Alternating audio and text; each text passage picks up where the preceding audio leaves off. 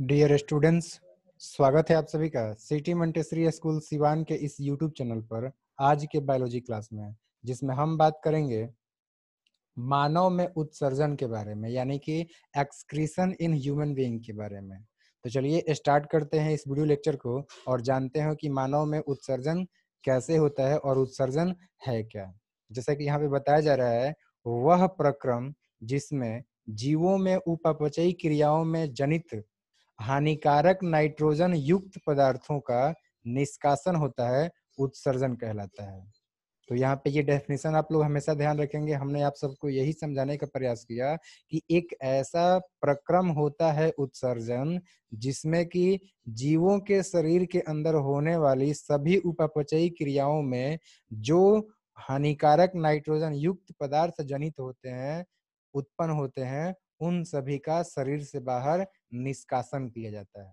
तो हम डेफिनेशन यही बताएंगे। एक बार फिर से मैं रिपीट करता हूं कि एक ऐसा जैव प्रक्रम जिसमें कि जीवों के अंदर होने वाली तमाम उपापचयी क्रियाओं में से उत्पन्न हानिकारक नाइट्रोजनी पदार्थों का निष्कासन किया जाता है, उत्सर्जन कहते हैं, या वह जैव प्रक्रम उत्सर्जन कहलाता है।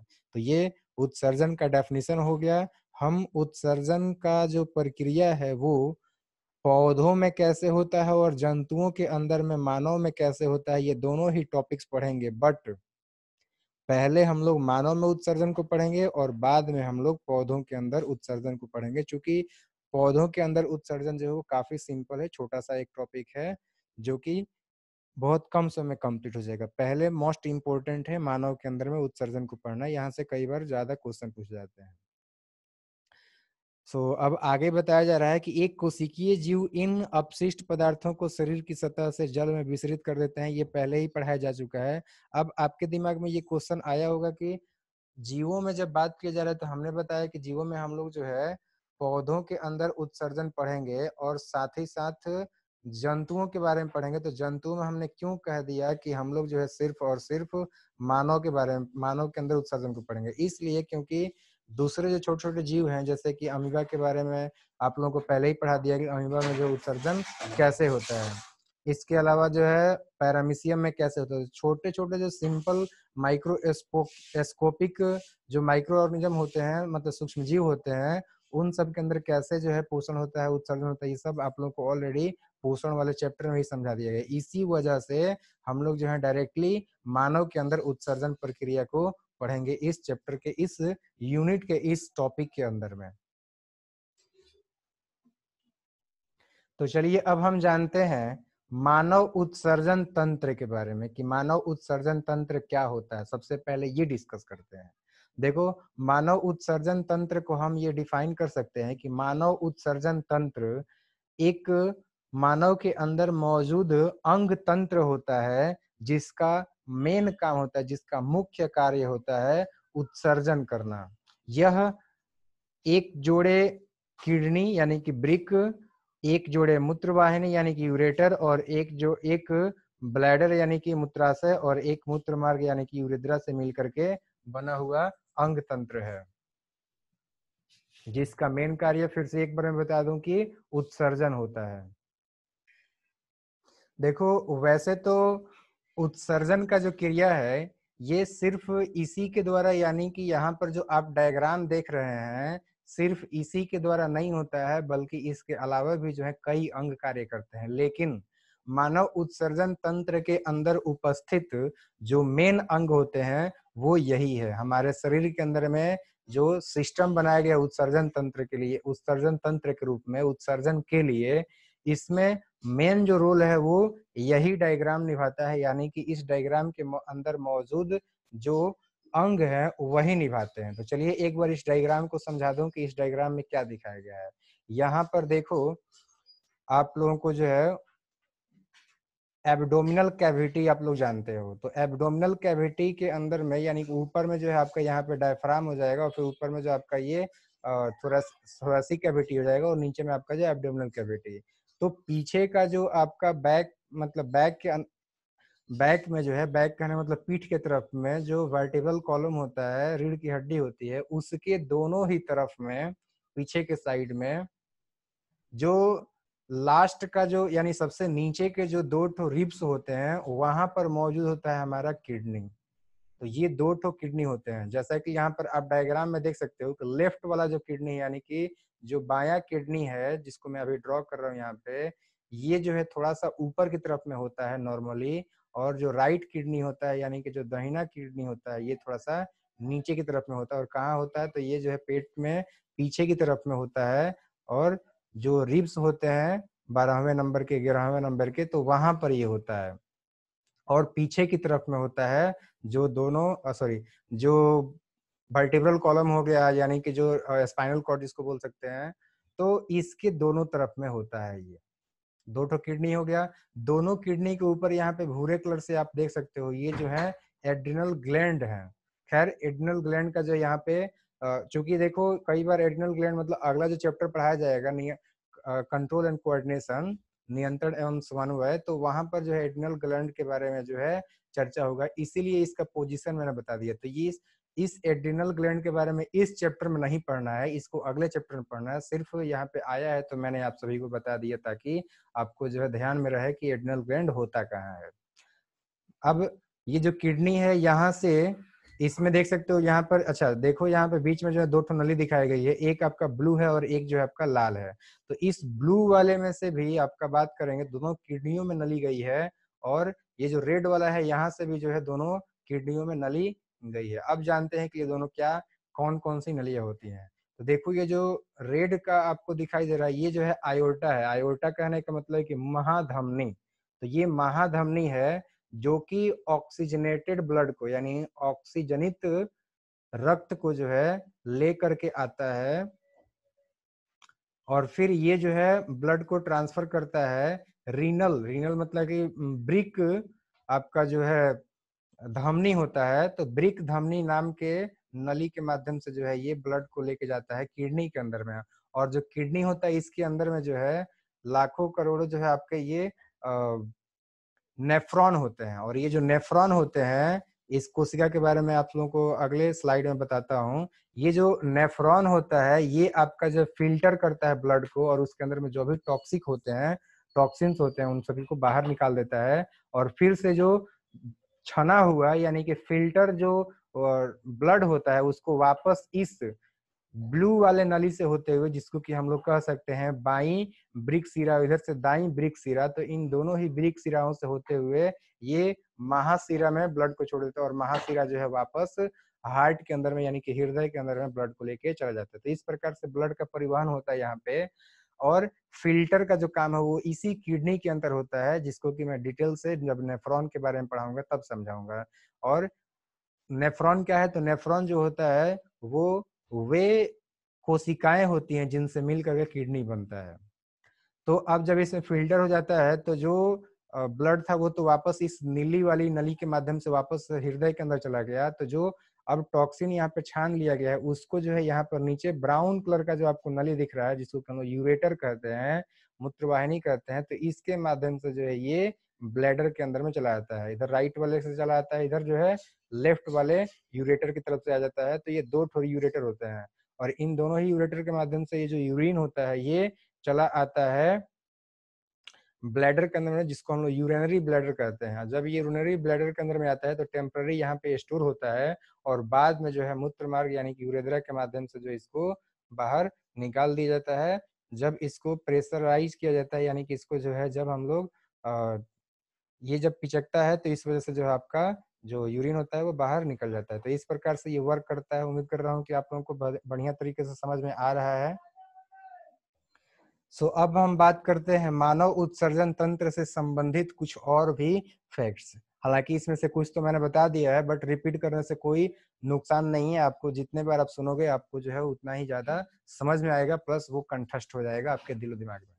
तो पॉइंट नंबर 1 की ब्रिक में मूत्र बनने के बाद जो है ये मूत्र वाहिनी यानी कि यूरेटर से होता हुआ मूत्राशय यानी कि यूरिनरी ब्लैडर के अंदर में आ जाता है, और आने के बाद से वहां पर एकत्रित हो जाता है।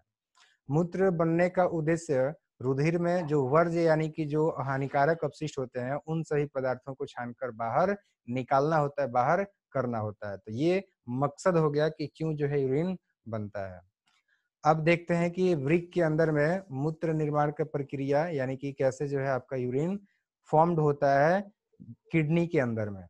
देखो ब्रिक की जो संरचना ब्रिक जो है उसकी संरचनात्मक और क्रियात्मक इकाई ब्रिकाणु, जिसको कि हम लोग नेफ्रॉन बोलते हैं इंग्लिश में, यही होती है। या फिर हम लोग ब्रिकाणु का जो है ये डेफिनेशन भी कर सकते हैं कि ब्रिक की संरचनात्मक और क्रियात्मक इकाई को वृकाणु कहते हैं या नेफ्रॉन कहते हैं। जैसा कि मैंने पहले भी बताया था कि वृकाणु यानी कि नेफ्रॉन ही वो कोशिकाएं होती हैं जिनसे मिलकर के किडनी यानी कि वृक्क बनता है। वृकाणु के मुख्य भाग इस प्रकार से हैं, मैं आप लोगों को भाग भी बताऊंगा अभी, और फिर मैं आप लोगों को डायग्राम भी आगे दिखा देता हूँ। तो पहला चीज दिया हुआ है कोशिका गुच्छ, जिसको कि हम लोग ग्लोमेरुलस कहते हैं। ये जो है पतली सी भित्ति वाली रुधिर केशिकाओं का गुच्छा होता है। यहाँ पे रुधिर कोशिका नहीं लिखकर केशिका लिखना चाहिए था। तो ये रुधिर केशिकाओं का जो है जाल होता है, गुच्छा होता है, जो कि एक पतला सा झिल्ली से जो है चारों तरफ से घिरा होता है। इसके अलावा बोमेन संपुट के अंदर ही ये ग्लोमेरुलस होता है यानी कि कोशिका गुच्छ होता है, जब जो कि मैं डायग्राम से अभी आप लोगों को दिखाने वाला हूँ। सॉरी।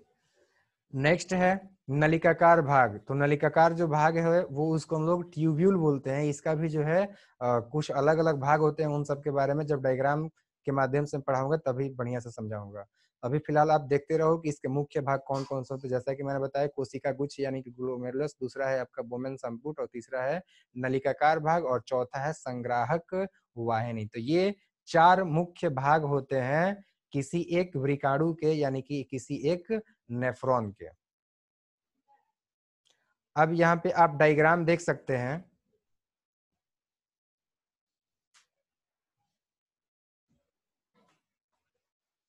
चलिए, तो यहाँ पर डायग्राम देख सकते हैं। ये एक नेफ्रॉन है। नेफ्रॉन क्या होता है? तो नेफ्रॉन जो है ये संरचनात्मक एवं क्रियात्मक इकाई होता है किडनी का। किडनी जो है इनसे ही मिल करके बना होता है। पूरे किडनी में यही देखने को मिलेंगे। अब देखो इसका अलग अलग भाग। यहाँ पर आपको जो एक प्याले के जैसा जो संरचना दिखाई दे रहा है, इस प्याले के जैसे संरचना को हम बोलते हैं बोमेन्स कैप्सूल यानी कि बोमेन संपुट। संपुट का मतलब कैप्सूल, ठीक है।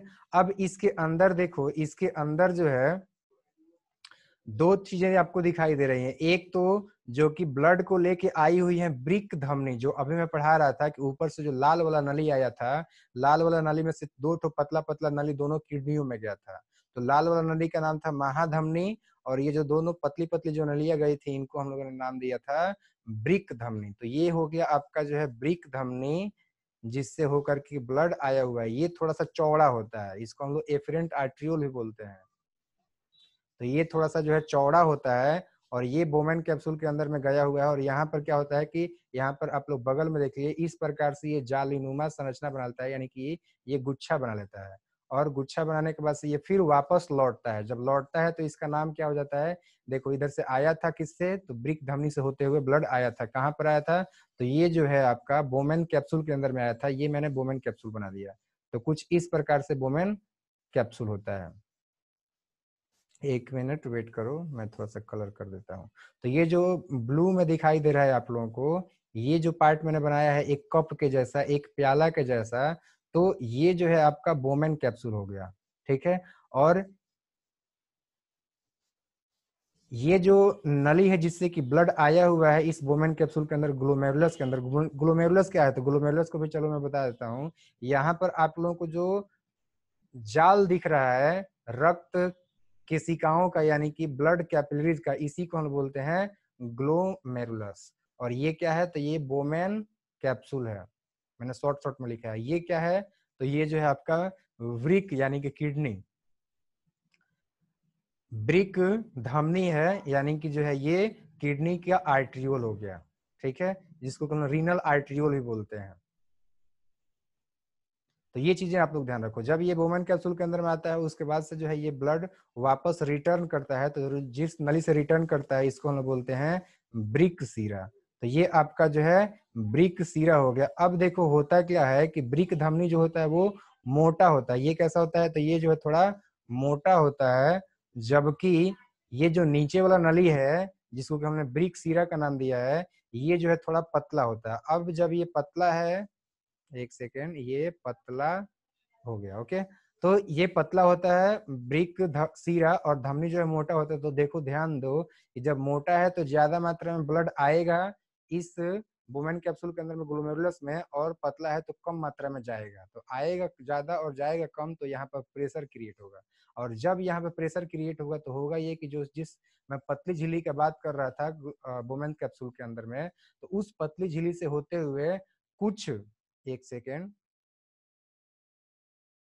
कुछ जो ब्लड के पार्ट्स होते हैं, कुछ जो ब्लड के पार्ट्स इन द सेंस की जो जैसे कि ग्लूकोज हो गया, ठीक है, इसके अलावा जो है आपके प्रोटीन के कुछ ग्लोब्यूल्स हो गए, तो ये सभी क्या होते हैं कि धीरे धीरे करके जो है इन सभी ग्लोमेरुलस से निकल करके ये जो है डिफ्यूज होने लगते हैं इस झिल्ली से होते हुए इस ग्लोमेरुलर सॉरी वुमेन कैप्सूल के अंदर में। और वुमेन कैप्सूल के अंदर में जब ये डिफ्यूज होते हैं तो यहाँ से जो एक नली स्टार्ट हो रहा है, जिसको कि हम लोग अभी बोले थे नलिकाकार संरचना, तो ये ट्यूब्यूल है। इस ट्यूब्यूल के अंदर में से होते हुए वो जो है आगे की तरफ में जाता है। मैं अब इसको जो है छोटे वाले डायग्राम के माध्यम से समझाता हूँ। उम्मीद कर रहा हूँ कि अभी तक मैंने जो समझाया वो सब आप लोगों को बेहतर तरीके से समझ में आया है। चलिए अब आगे बताता हूँ। देखो, तो अभी मैंने बताया किस तरीके से ये फिल्टर हुआ उस ब्लड के अंदर में से ग्लूकोज, प्रोटीन, फैट के छोटे छोटे जो मॉलिक्यूल्स थे, ग्लोब्यूल्स थे, अणु थे, वो सभी जो है इस ट्यूब्यूल के अंदर में आ गए। अब इस ट्यूब्यूल से होते हुए ये जो है आपके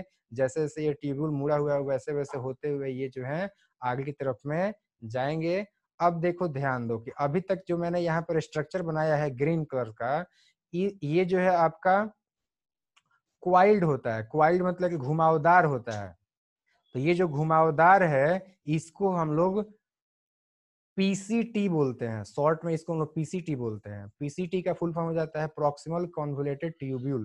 तो ये पीसीटी का पार्ट है जो कि मैंने ग्रीन कलर से दिखाया है, ठीक है। अब चलिए आगे मैं बताता हूं आप लोगों को ब्रिक का एक और भाग, यानी कि ये जो ट्यूब्यूल है इसका एक और भाग, ब्रिक का नहीं सॉरी, इस ट्यूब्यूल का एक और भाग। तो देखो ये बीच में जो है कुछ सीधा सा हो गया, इसको मैं ब्लू से दिखा देता हूँ। चलो, तो यहाँ पर आप देख सकते हो ये वाला भाग, यहाँ पे आने के बाद से क्या होता है कि नीचे की तरफ में जब ये आता है तो थोड़ा सा एक पतला, यहाँ से जो है बहुत ही पतला एक आपका जो घुमावदार संरचना बन जाता है। तो इसको हम लोग बोलते हैं हेनले का लूप। तो ये जो है हेनलेज लूप होता है, हालांकि इसके भी अलग अलग भाग होते हैं। तो ये हेनलेज का लूप आप लोगों को ध्यान में रखना है। इसके बाद से क्या होता है कि ये तो दूसरा भाग था, एक अब तीसरा भाग आप लोगों को देखने को मिलेगा। तो तीसरा भाग मैं आप लोगों को दिखाता हूँ। देखो यहाँ पर जो है ये तीसरा भाग हो गया, एक सेकेंड, ये तीसरा भाग हो गया जो कि फिर से घुमावदार है। देख सकते हो यहाँ पे काफी मोड़दार है। तो ये जो घुमावदार आप लोग देख रहे हो इसको हम लोग बोलते हैं डीसीटी। तो इसका नाम आप लोग ध्यान रखेंगे कि यहाँ पर जो मैंने दूसरे कलर से दिखाया है ये वाला जो पार्ट है इसको हम लोग डीसीटी बोलते हैं। और डीसीटी का फुल फॉर्म क्या होगा, तो डिस्टल कॉन्वोल्यूटेड ट्यूब्यूल, यानी कि ये जो है दूर का, डिस्टल मतलब दूर का, कॉन्वोल्यूटेड मतलब घुमावदार और ट्यूब्यूल है। और प्रॉक्सिमल का मतलब यहाँ पर जो मैंने बताया था ये था प्रॉक्सिमल पीसीटी था। तो ये प्रॉक्सिमल का मतलब नजदीक का होता है। तो ये नजदीक का कॉन्वोल्यूटेड ट्यूब्यूल यानी कि घुमावदार नलिकाकार संरचना हो गया। तो ये तीन भाग आप लोगों को ध्यान रखना है। पीसीटी के बाद आता है हेनलेज लूप, यानी कि जो फिल्टर किया हुआ पार्ट होता है ब्लड में से, यानी कि जिसमें कि ग्लूकोज होगा, जिसमें कि अदर कार्बोहाइड्रेट के पार्ट होंगे, इसके अलावा जो है जो एमिनो एसिड्स हो जाएंगे, ठीक है, प्रोटीन के डिफरेंट डिफरेंट जो पार्ट्स होंगे वो सब हो जाएंगे, जो कि काफी छोटे छोटे मॉलिक्यूल्स होते हैं, डाइजेस्टेड मॉलिक्यूल्स होते हैं। और इन सब के अलावा फैट के या फिर अदर जो सबस्टांस सॉल्ट्स वगैरह हो गए, तो वो सारे के सारे जो है पहले आएंगे इस बोमेन कैप्सूल में से निकल करके पीसीटी में। पीसीटी के बाद से जाएंगे ये 2 नंबर में हेनले के लूप में, और हेनले के लूप में से 3 नंबर में जाएंगे ये डीसीटी में। तो ये आप लोगों को ध्यान रखना है। और साथ ही साथ एक चीज और आप लोग ध्यान रखो कि यहाँ पर आप लोग देख पा रहे हो कि ये जो ब्रिक सीरा है जो कि वुमेन कैप्सूल में से वापस निकला हुआ है, इसका आगे चल करके ये ब्रांच हो जाता है। और ये जो ब्रांचेज हैं ये क्या होते हैं कि ये जो ट्यूब्यूल है इसके साथ ही साथ चारों तरफ लिपटे हुए अवस्था में इधर उधर घूमते हैं। ये इसलिए घूमते हैं ताकि जो है ये ब्लड मतलब जो ये ट्यूब्यूल है इसके अंदर में जो भी पदार्थ चले गए हैं, डिफ्यूज कर गए हैं, उनमें से अगर ऐसा कोई भी मॉलिक्यूल है जो कि उपयोगी है, तो उन सभी उपयोगी पदार्थों को ये फिर से एब्जॉर्ब करके और फिर जो है ये लेके जा सके हार्ट तक। तो इसलिए ये वापस से फिर से रिटर्न करता है, तो ब्रांच होकर के इस कन्वोल्यूटेड ट्यूबुल या फिर जो नॉर्मल ट्यूबुल है इसके साथ ही साथ ये लिपटे हुए अवस्था में रहता है, उसके ऊपर कवर किया रहता है, ताकि डिफ्यूजन के प्रोसेस के जरिए फिर से वो उपयोगी पदार्थों को एब्जॉर्ब करके हार्ट तक पहुंचा सके। तो इस प्रकार से आपने देखा कि ये जो ब्रिक सिरा है, इसका जब वापस मुड़ करके और ये जब इससे लिपटे हुए अवस्था में रहता है, तो इसका क्या क्या काम होते हैं। साथ ही साथ हेनले का लूप जो है मोस्ट इंपोर्टेंट क्यों है, क्योंकि यहाँ से जो है पानी का एब्जॉर्प्शन होता है, ठीक है, सॉल्ट का भी एब्जॉर्प्शन होता है यहाँ पर।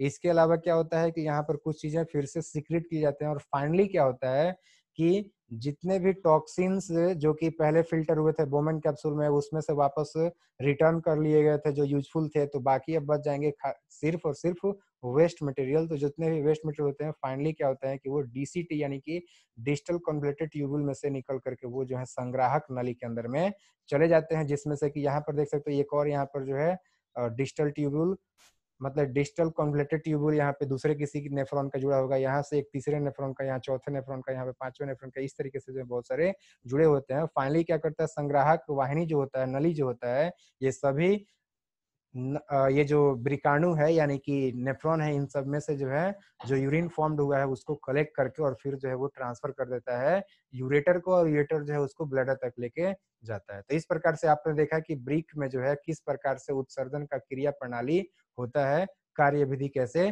कंप्लीट होता है। अब ये डायग्राम के माध्यम से आपने समझा, अब इसी चीज को जो है हम लोग समझ लेते हैं थ्योरेटिकली। चलिए एक एक करके जानते हैं। तो जैसा कि यहाँ पर बताया जा रहा है कि यहाँ पर जो ये क्रिया विधि है, ब्रिक का काम करने का जो विधि है वो 3 स्टेप में होता है। अब देखते हैं कि वो 3 स्टेप कैसा है। पहला स्टेप होता है कोशिका गुच्छ निस्यंदन, यानी कि जो कोशिका गुच्छ जिसको हमने ग्लोमेरुलस नाम दिया था, इसके द्वारा छानने की प्रक्रिया।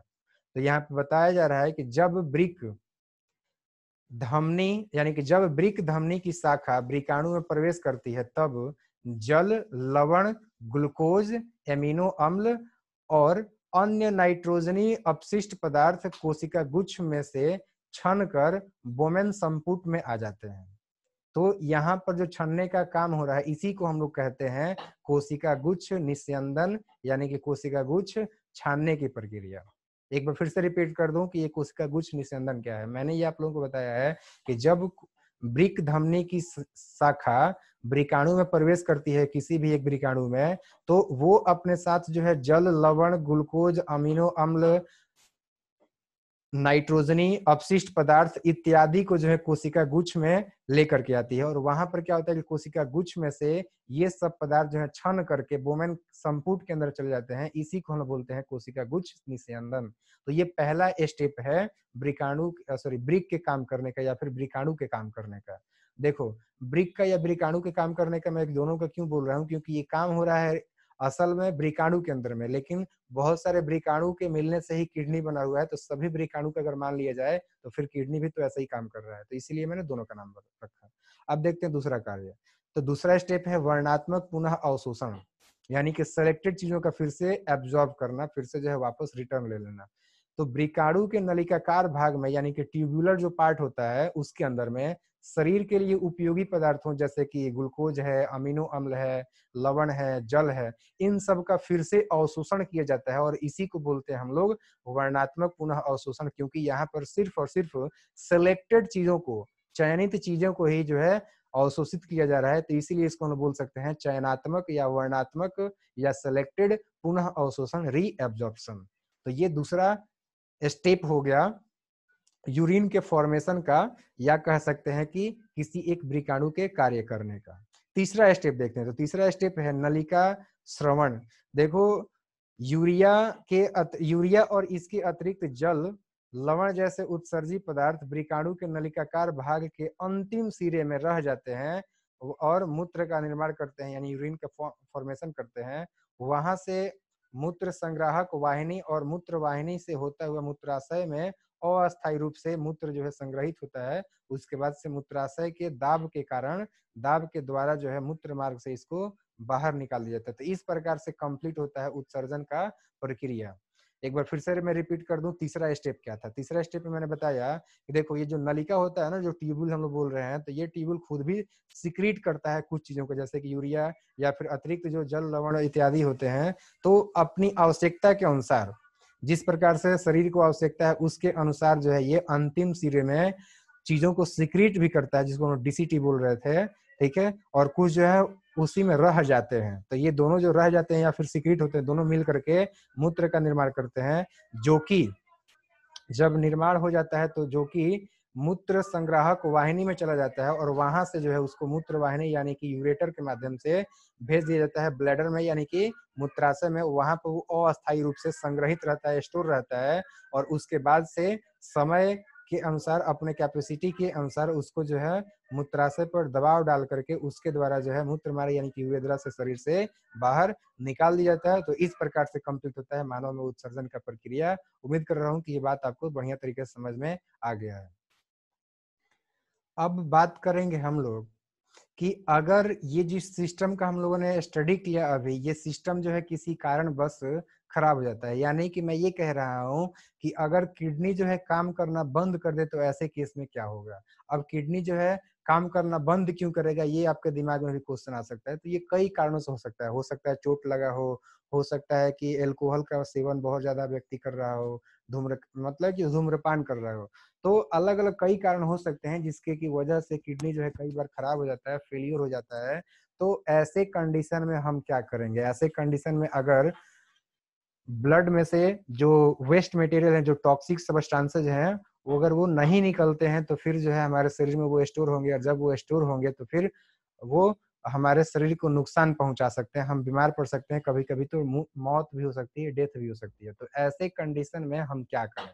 तो इसके लिए जो है साइंटिस्ट ने जो है एक तरीका इजाद किया है, और वो तरीका है कृत्रिम वृक्क का, आर्टिफिशियल किडनी का यूज करने का। तो आर्टिफिशियल किडनी क्या होता है, कैसे ये वर्क करता है, हम जानते हैं। तो देखो, आर्टिफिशियल किडनी यानी कि कृत्रिम वृक्क, जिसको हम अपवहन भी बोल सकते हैं, तो ये जो है एक युक्ति होता है जिसके द्वारा रोगियों के रुधिर में से कृत्रिम वृक्क के मदद से नाइट्रोजन युक्त जितने भी अपशिष्ट पदार्थ होते हैं उन सबको बाहर निकाल दिया जाता है। तो ये आर्टिफिशियली हो गया। इसके लिए जो है रोगी को एडमिट करने की आवश्यकता होती है अस्पताल में। प्रायः एक स्वस्थ व्यक्ति के अंदर में प्रतिदिन 180 लीटर आरंभिक निस्यंदन वृक्क में होता है, यानी कि लगभग डेली एक व्यक्ति के शरीर के अंदर में, जो कि स्वस्थ होता है, तो डेली किसी एक स्वस्थ व्यक्ति के अंदर में 180 लीटर ब्लड का फिल्ट्रेशन हर एक दिन होता है, जिसमें से कि मात्र 1.2 से 1.5 लीटर ही जो है मूत्र का फॉर्मेशन होता है, उत्सर्जित होता है ये, यानी कि जो है यूरिन फॉर्म होता है, बनता है, और बनने के बाद उसको शरीर से बाहर निकाला जाता है। तो आप लोग देख सकते हो कि कितना ज्यादा फिल्ट्रेशन होता है कि 180 लीटर में से मात्र 1.2 लीटर या 1.2 लीटर, सॉरी 1.2 से 1.5 लीटर तक ही जो है यूरिन बाहर निकलता है। बाकी सब ब्लड जो है फिल्टर करके वापस ब्लड शरीर के अंदर में भेज दिए जाते हैं। साथ ही यहाँ पे यह भी कहा जा रहा है कि शेष निस्यंदन वृक्क नलिकाओं में पुनः अवशोषित हो जाता है, यानी कि जो ब्लड होते हैं बाकी जो बच जाते हैं उन सबको जो है वापस पुनः अवशोषित कर लिया जाता है। साथ ही साथ ब्लड के साथ में कुछ और भी जो पदार्थ होते हैं जो कि यूजफुल होते हैं उनको भी वापस रीएब्जॉर्ब करके शरीर के अंदर में वापस भेज दिया जाता है, चाहे वो क्यों ना पानी ही हो। जिस प्रकार से हमारे बॉडी को जो है ग्लूकोज है, चाहे अमीनो अम्ल है, चाहे जो भी लवण है या पानी है, उनका जिस प्रकार से हमारे शरीर के अंदर में मौजूदगी होता है, उपलब्धता होता है, और जिस प्रकार जितना उनका शरीर के अंदर में उनका उपयोग होता है, उसी के अकॉर्डिंग हमारा जो किडनी है वो चीजों को फिल्टर करता है या फिर रीएब्जॉर्ब करके उसको वापस शरीर में भेजता है।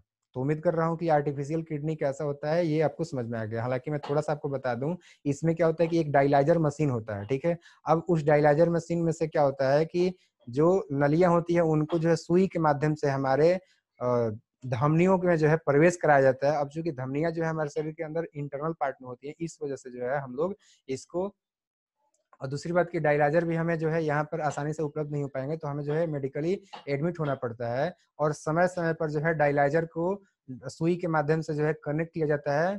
आदमी के हाथ में, मतलब मनुष्य के जो हाथों के जो धमनियाँ होती हैं, शिराएँ होती हैं, तो वहाँ पे कनेक्ट करके वहाँ से जो है ब्लड को डायलाइज़र मशीन में लेके जाया जाता है। डायलाइज़र मशीन जो होता है, इसके अंदर में डायलाइजिंग फ्लूइड भरा रहता है और वो जो फ्लूइड होता है वो हमारे बॉडी के फ्लूइड के जैसा ही होता है, ताकि उसमें अच्छा तरीके से फ़िल्ट्रेशन हो सके। अब यहाँ पे क्या होता है कि फ़िल्ट्रेशन होता है और फ़िल्ट्रेशन होने के बाद से क्या होता है कि इसमें से जो है नली निकली हुई रहती है, वो वापस लेके चली जाती है, मतलब जो वेस्ट मटेरियल होता है उनको जो है एक फ़िल्टर करके डायलाइज़र मशीन जो है एक किसी दूसरे पात्र में इकट्ठा करते जाता है और जो छनने के बाद से ब्लड होता है उसको वापस से जो है हमारी शिराओं में भेज दिया जाता है। तो इस प्रकार से कुछ ही समय के लिए डायलाइज़र को रोगी व्यक्ति, यानी कि जिसका किडनी जो है फ़ेल कर गया है, उसको जो है कुछ समय के लिए डायलाइज़र मशीन से कनेक्ट किया जाता है और उसके बॉडी में जितना भी टॉक्सिन्स होता है उन सबको बाहर यूरिन बना करके बाहर निकाल दिया जाता है और फिर उसको डायलाइज़र मशीन को हटा दिया जाता है। तो समय-समय पर जो है डायलाइज़र मशीन को रोगी को लगाना रहता है, तो इसके लिए डॉक्टर की आवश्यकता होती है, इसीलिए जो है मेडिकल में एडमिट करना पड़ जाता है, अगर किसी का किडनी फेल हो जाता है तो आर्टिफ़िशियल किडनी का उपयोग करने के लिए। तो उम्मीद कर रहा हूँ कि किस प्रकार से कृत्रिम वृक्क कार्य करता है ये आपको समझ में आ गया है। सो अगले वीडियो लेक्चर में मैं आप सभी को बताऊँगा कि पौधों के अंदर में उत्सर्जन का प्रक्रिया जो है कैसे कंप्लीट होता है। उम्मीद करता हूँ कि आप लोगों को जंतुओं के अंदर में उत्सर्जन की प्रक्रिया कैसे होता है, ये समझ में आ गया है, खासकर के मानव के अंदर में। सो इस वीडियो लेक्चर को अंत तक देखने के लिए आपका बहुत-बहुत धन्यवाद। Thank you very much.